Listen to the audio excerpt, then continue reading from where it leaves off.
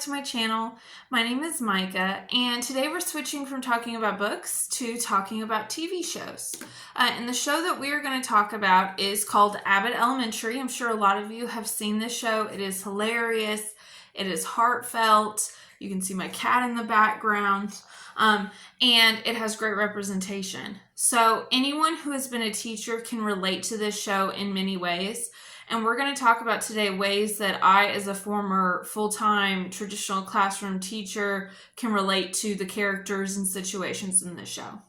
But first, I kind of want to give a little bit of background on my career as a teacher and on the show too. So I went to school for history with a degree, with a minor in secondary education. I did my student teaching in a high school history classroom, and then I proceeded to teach social studies and also English literature to middle school children, and I was mostly in the Catholic school system. So what I'm going to talk about today relates to my past profession. I did leave teaching after my mom died because it was just all too much, and teaching can be very emotionally draining, and I just had nothing left to give. Now, what I currently do is I teach, but it's in a very different capacity. I work for a local CAC, which is a child advocacy center, and I go to different schools and counties in my area, and I teach kids about abuse. All right, and I absolutely love my job. It is great. It doesn't have things you have to grade. You don't have to make lesson plans. You don't have to deal with behavior issues most of the time.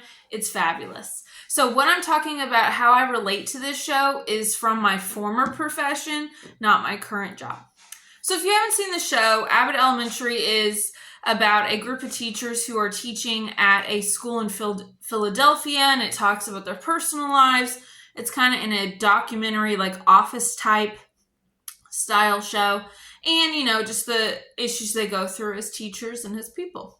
So let's dive into it. So the very first thing that I can relate to is unsupportive administration. And I bet every single teacher who is watching this video will agree with me. So in the show, Abbott Elementary, we have Ava, who is our principal. And she is not good at her job. We later find out that the only reason she's principal of Abbott Elementary is because she is blackmailing like the superintendent of the district. Like she needed a job. And so that's why she's the principal. But yeah, she's not great. She spends the budget on ridiculous things, like things for herself or like this giant sign, things that people don't need. She's rude to her teachers. She doesn't offer any solutions. She just tells them to get the job done, which I've definitely had to deal with administration like that. And also we learn that when kids are sent out of the classroom because of behavior issues, she just gives them candy and sends them back. Like she doesn't address the problem at all. And I definitely experienced this. I experienced administration who was really just caring about retaining students like in our school system and making parents happy, because I worked in a private school and it's all about, you don't look at your students necessarily as students, but as like your income, your clients, like, the people who you're like not serving, but who you're providing that service to. So it adds a whole other element. So I definitely felt like the administration was looking at it from a business point of view instead of like, how do we help this teacher? How do we help this student? And how do we help this classroom? And I definitely felt like that administration did not have my back at all. So that's how I relate to the unsupportive administration. I will say in the show, though, Ava has a redeeming moment when a student complains about Jacob, who is a white teacher, or a parent complains about how Jacob is teaching about Black History Month, that he's white, that he shouldn't be doing this. And so Ava, she actually sits on his class and she defends Jacob. And that's something like amazing, because a lot of teachers or a lot of principals would not have done that. So that's actually, she has some good moments. Like she does get better over the course of the show, but she's still a hot mess. The next thing I can relate to from Abbott Elementary is a lack of school supplies and funding. So In the show, Janine, she has to find a way to get a new rug for her classroom, which is a big deal for a primary school classroom. The teachers have to make TikToks, like for wish lists, just to try to get like basic supplies. It's not even like fancy stuff. It's stuff like enough tissues or like drawing supplies. It's like basic stuff. And, I'm sure if any parents are watching that, they're like, well, that's on every school list. And that's true. That's on school supply list. But there are some places, the poor area where, even if it's on the supply list, that doesn't mean the student will have it. And it's up to us teachers to make up that difference. Okay, and we do that out of our own pockets. And we see the characters on Abbott Elementary have to deal with, spending their own money, trying to make do, without. That's a focus of one whole episode. It's like the wish list episode, I think it's called. But definitely I felt this, just someone might think just because I taught at a private school meant we had all this extra money. We did not. I definitely had to pay for basic classroom supplies myself. Some stuff was given to you, but other stuff like, if that supply wasn't, it was usually basic. And if you wanted something a little bit better, you had to get it yourself. And, you see all these pictures of teachers, like beautiful classrooms, all this decor. It's so welcoming and warming to students. That stuff is expensive. Okay, and teachers pay for that themselves. That is not given to us by the school. So that is something that I definitely relate to, is that struggle for getting basic supplies. And yeah, I know teachers who basically, especially the first year, they go broke getting all sorts of supplies for their classroom. And then you're viewed almost as like that you don't care about your job if you don't have this like amazing classroom decor. But, it's not fair that you have to spend your own money on it. And that was one thing that frustrated me. All right. The next thing is unsupportive parents. Whew, this is probably the main reason why I left the teaching profession. Okay, so some instances in the show. So there's one episode where there is a student in Janine's classroom and they are constantly shouting out. She's having a lot of behavior issues with this student. So she has a conference with that student's parent, and basically the parent blames Janine, saying Janine's a bad teacher and that if Janine was a better teacher, her son wouldn't act like that. And Janine is just in tears. And I can definitely relate to that. Another example is Melissa Sheminti. Her character has this conference with some parents, and she's telling the parents that their daughter really can't read well, that she's kind of faking it. And that she needs extra help, and they refuse to believe it. Like, they refuse to believe that their daughter could be behind in something. And I definitely have felt this. I have definitely been to several parent-teacher conferences as a teacher where I left in tears. Or I've had emails that have made me cry. I really had some hard ones after my mom died. Like, obviously I was out for a little bit. And, I had some parents that were very harsh, wondering why grades weren't being updated, even though they knew that the reason I was out was that my mother died. And so yeah, I've definitely dealt with unsupportive parents, and that goes hand in hand with unsupportive administration, because the administration I had, like, they would not have my back. They would throw me under the bus. They would throw other teachers under the bus. So yeah, dealing with unsupportive parents, especially in the private school, because they feel like since they pay for their child to go there, that in a way they kind of have control over you. So it's like almost like you're not providing them with the service they want. If their child doesn't have an A or a B, they don't realize it's still education. Right, so that was one thing I definitely related to when I watched that episode in Abbott Elementary. I just wanted to hug Janine because, trust me, we've all been there. Okay, the next thing, classroom management, especially in your first couple years as a teacher. This is a tough one. Like in the show, we see, like in the very first episode, Janine trying to get her class to calm down, and she like starts counting. And later she's telling someone, she's like, oh, just count. Somewhere between 1 and 40, they calm down, right? So it's that, trying to find the tricks that you learn in college that actually work. Because unfortunately, like, I feel like my college prep work did not prepare me for proper classroom management at all. There's, in the very first episode in the show, in the pilot, there's this one teacher, and they're just in it for like a couple scenes, but their classroom is crazy. People are throwing things at her.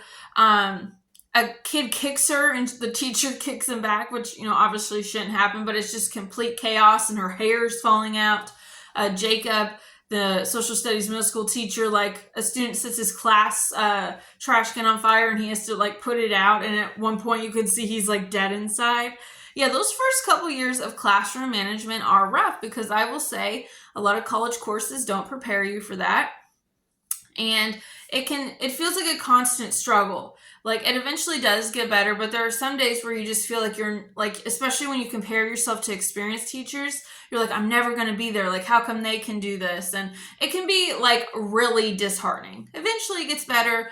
And what I always found helped is that I formed relationships with my students and kind of got that respect going in both directions. All right, the next thing that I related to was trouble finding subs. So there is one episode where Janine is out sick as well as other teachers. So Ava has to cover Janine's class and then all chaos breaks loose because, Ava doesn't know how to read a sub plan. And the kids are all crazy for the day.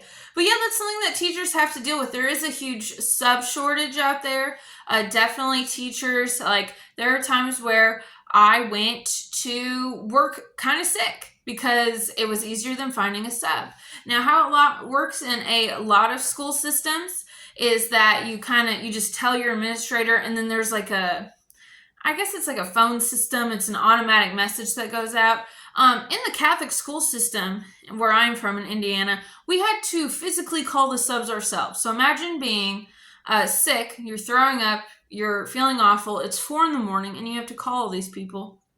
Plus it was from a list that hadn't been updated in years, and it was for the entire school district. So it's not just our school finding those subs, it's people from because the diocese where I'm from, it's huge.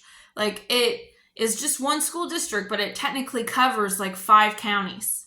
Okay, so it's all those teachers calling from the same list. So, very outdated school system. I had to find my own sub when my mom died. So that is something I definitely related to. Okay, is the fact that you can't take a sick day. It's a lot more hassle than people think. Oh, another one that I really related to was power struggles in the classroom between teachers. And some examples of this in the show. There's one episode where Melissa Schminti, she gets an aide finally, and she's so excited. But her aide does things in a completely different style than Melissa does. And Melissa is almost trying to use her classroom management skills on her aide. So there's that power struggle there. And then also there's that power struggle, Barbara will come into Janine's classroom a lot and basically Janine will be trying to either teach a lesson or get the kids to calm down, and Barbara will put her 2 cents in. And yeah, there's that power struggle. I've definitely been in schools where unfortunately cliques form because there are some people that, some teachers want things a certain way, and it almost becomes an us versus them, the teachers that are doing things the right way and the wrong way. And sometimes that can lead to kind of a negative environment. So unfortunately, I've seen that happen where, people are stepping on each other's toes when really it's such a profession where we need to bond together. And I've kind of seen it both ways. All right, and then another is technology. So there is an episode where the teachers have to learn this new tech program. It's supposed to align reading goals with students, and they have to enter all this data. And Barbara, she's one of the older teachers, and she just can't handle it. So she fakes it because she's like, I know how to teach my students this. I'll just fill it in where it needs to go. And she does it too much, and everyone thinks that her kindergartners are reading at a 5th grade level. And she has to have one kid read in front of the school, and chaos ensues. But I could definitely relate to this because there are always new programs to be learning, whether it's for basic things like attendance or reading programs or other programs. There are some platforms that are for discipline, that to record discipline. There's as a teacher, you have all these different passwords, all these different things. I probably taught in the classroom for 5 years, and I learned so many programs, and most of them are not good. In that episode, we find out that the reason everyone was struggling with that program so much was that it was originally created as a way to keep track of inmates. Oh my God. All right, okay. So my cat just knocked all my books over, all my little stand here. So gotta love pets. Anyway, you guys got to a little behind the scenes action. And they find out that it was actually used to track inmates and like their behavior. So obviously it was not, you can't take a technology like that and apply it to like a classroom setting. So I definitely related to that. And then the last one is school programs. So in the show, there's this one, Jacob, like, what's it called? It's like a traveling storytelling troupe, and they do this really cheesy, like dance or whatever. It's like improv and learning and dancing. And then at one point, Janine's boyfriend, he does a rap about anti-drugs, and it's like really inappropriate. As a teacher, I had to sit through so many really annoying like pep rally things, all sorts of things, presentations, just stuff that got under my skin. And I remember when I was student teaching and I had to go to a pep assembly, because you have to supervise the students. It's not like you want to be there. You have to make sure that everything's going the way it should. And I was there, and I was like, there was something that was going on, and I was like, this is so cheesy. And then I had this moment where I was like, this is the rest of my life, is going to these cheesy pep assemblies. But I got out of the traditional classroom. That was the right decision for me. And you know what? Abbott Elementary has a lot of positives to reflect on teaching. I'm not saying that I hated every minute in the classroom. I formed bonds with students that I treasure to this day. I had a lot of, really it's not the students that I had problems with. It was all that other things that I was talking about. So not to say that the teaching profession is awful, but it can be like a really disheartening process. But I love Abbott Elementary. If you haven't seen it, please check it out. It is an amazing show. I guarantee you will love it. And, if you're not a teacher, you can kind of get a little bit of a view of what it's like in the daily life of a teacher. And if you are a teacher, you can laugh and cry because you're like, oh man, I've definitely had that happen to me. But thank you so much for watching, and I hope everyone has a great day. Thank you.